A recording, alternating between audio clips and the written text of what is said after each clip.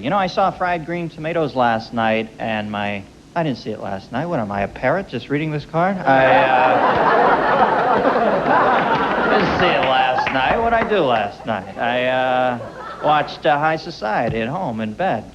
But I kind of saw this film as I watched it. She's the star, but I did see it a few days ago. Mary Stuart Masterson, folks. Hey.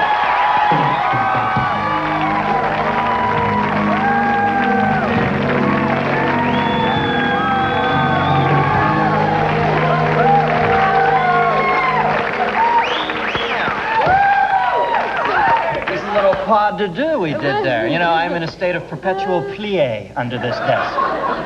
So what is the nickname? Is it, which part got dropped of footballs? Oh. I've been dying to know. Boy, I've been trying to dig myself out from under that lame joke for 30 minutes. Let it go. Matt, let it go. No. Hey, I did see it the other night, and I love the film. Most of you guys seen the film? Yeah. Great, huh? Now, you played Iggy, who was a really quirky character, and I was wondering, I know you've done a lot of work, but this must be the big hit for you so far, right? I mean... Yeah, people actually have seen it, you know. You've seen it. So that's weird for me. Usually everything gets on cable, and then the worst things go on cable. But yeah, in fact, this is such a big hit that we're meeting the Queen. Wow. With this movie, yeah. And I get kicked out of antique shops, like, the same week, because they think I'm gonna, like, breathe on the furniture and the varnish will curl up or something, so it's strange. Now you're gonna curtsy, you have to curtsy, right? And yeah. I always find that so weird. I know she's the Queen, and I believe... You gotta, like, bow your head. My friend's from England, she tried to show me I was hopeless. But... Isn't that supplication a bit weird? I mean... Well, I don't even know if she can divide in her head, and all of a sudden I'm supposed to bow to her, you know? No. She probably can. Maybe she's not a quick dame, you know, I don't know. She doesn't need to divide in her head.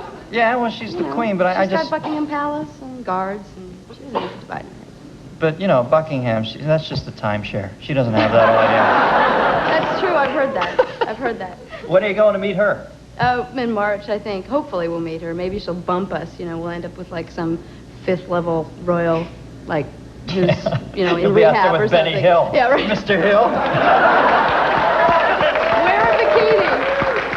You curtsy and it gives you Indian head rub, you know. Right. You gotta watch that, Benny. He's a nut. Now, look out for him. And I miss the little old bald guy he used to hang with. Ever heard? He was a wired dude, wasn't he? Like Burt Mustin on mescaline. Now, when you got this film, it seems to me that it must have been somewhat intimidating at first to hear that you were with Jessica Tandy, who's, like, you know, certainly legendary, and Kathy Bates, who's a current legend. And yet, not a legend. You're not, no, and yet you're not known, and yet you're not in the film with them, kind of, because it's two distinct films. I know, that was really a drag. I have to say that I was cast before they were cast, really. So I didn't even get to be intimidated until after it was past the point of turning back. So, and I mean, I'm completely honored to have been in a movie with them, and of course, Mary Louise Parker, the other three named girl. Yeah, I was going to get to her. She was really good. Wonderful, and my best leading lady yet. So. Yeah. Well, now see, I was talking to you backstage. I find your two characters, to me, I thought it was obviously that they were in love with each other, and on one level or another. I guess it's not that important, but I just thought it would have been so much sweeter if I knew they were like lesbian lovers, and that was never...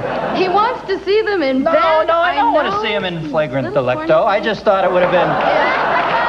I thought it would have been much sweeter if we would have known that it just seemed to me... I know what you mean. It got right up to the brink, and it Well, you know what? The movie really isn't about their relationship in terms of their sexuality, no matter what that may be. It's more about the importance of friendship and love in the broader sense, and what that can do for people and how it can help people get through hard times and so on. There are a lot of hard times, as you recall. Yes, the old South, man. You can't watch a movie anymore. I mean, it's not the most brutal thing, isn't it? The South is a pretty eccentric place. My whole family's from there, so I know. Yeah. Well, I like the South. I just, when you look at the old films, you just think, God, it was like a bizarro world from Superman or something, you know? I think it's small town America is like that, you know, and maybe that's the only part of America that's left intact, really, that has small towns.